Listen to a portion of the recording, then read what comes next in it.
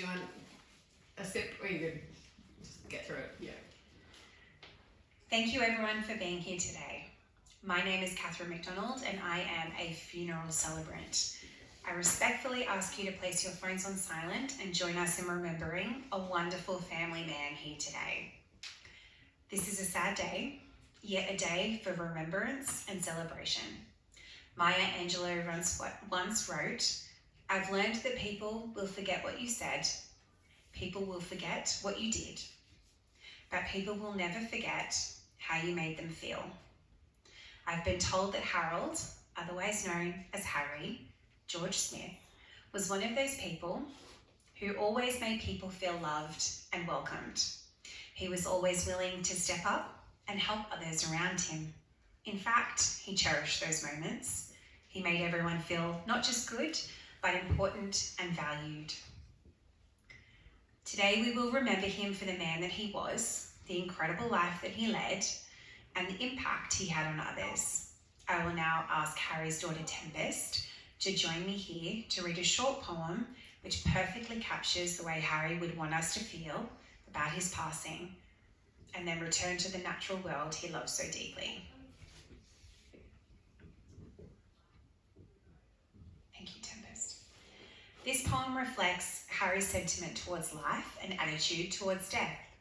Not only would Harry not want us to sit in the pain of loss, he would want us to appreciate life and spirit in nature and all things around us that are still living. Today, Harry's family has actually asked me to deliver the eulogy on their behalf. Harry was a family man who loved his wife and children enormously. Born in Malta in 1947, Harry and his family moved to Mooloolaba in 1962 when Harry was 15 years old. Even though Harry initially felt lost leaving Malta, he soon found his stride in the relaxed coastal town, immediately taking to the surf and the sea. Some would say they didn't know Harry unless he was on or near the water. It seemed to be the place where Harry felt most alive. The beach is where he met his incredible wife, Marion, who used to collect shells for her art business.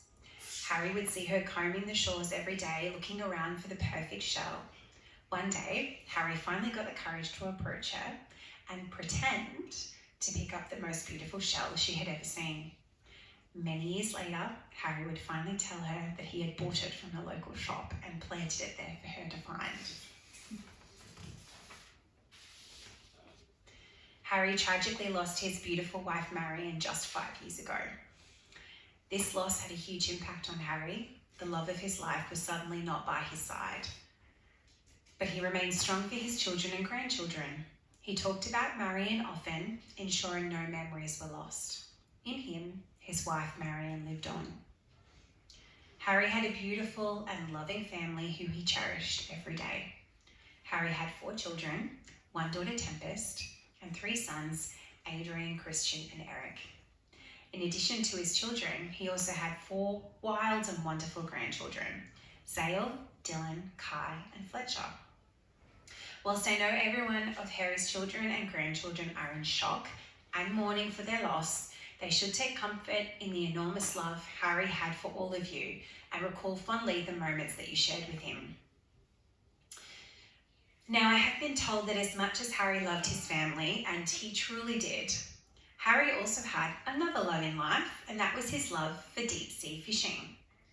Harry was an expert deep sea fisherman. He started when he was just 8 years old, when he would go out on his father's boat with his brothers and grandfather for hours and hours on end. He loved the calmness of the sea, but respected its immense force of nature. He won countless awards for his angling expertise and was well known up and down the Sunshine Coast for both his angling abilities and his reminder to everyone about his angler abilities. It is both a cruel twist of fate and odd fitting end that Harry would pass for a heart attack when deep sea fishing with his best friend Franco. The best way to accept this loss is to think that Harry died doing exactly what he loved. Having said that, I will now invite Franco to say a few words in tribute to Harry, his best friend. Thank you, Franco.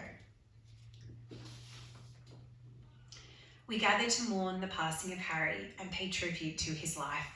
I am sure that Harry would not want you to grieve in hurt or in pain, but recall his life with respect and happiness, remembering the joy that he has given, has received, and that he has shared with you all in one way or another. And so we say goodbye and thank you to Harry and celebrate a life very well lived. I now invite you to turn to the back wall where a projector will light up with a slideshow of Harry and his incredible life in pictures.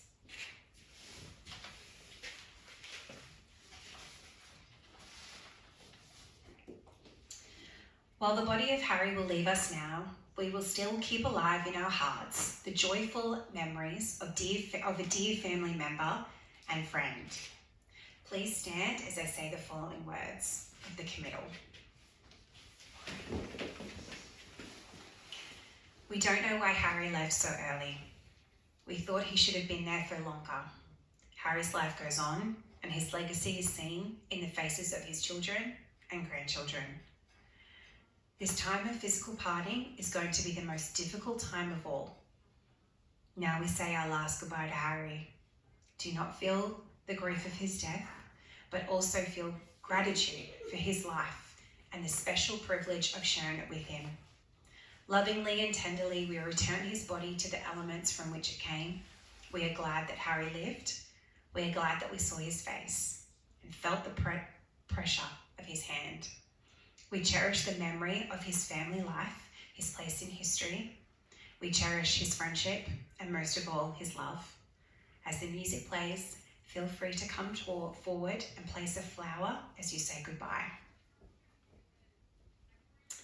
I now invite you all to join us at the Deep Sea Fishing Club in Mooloolaba to raise a toast to a wonderful man that was Harry George Smith.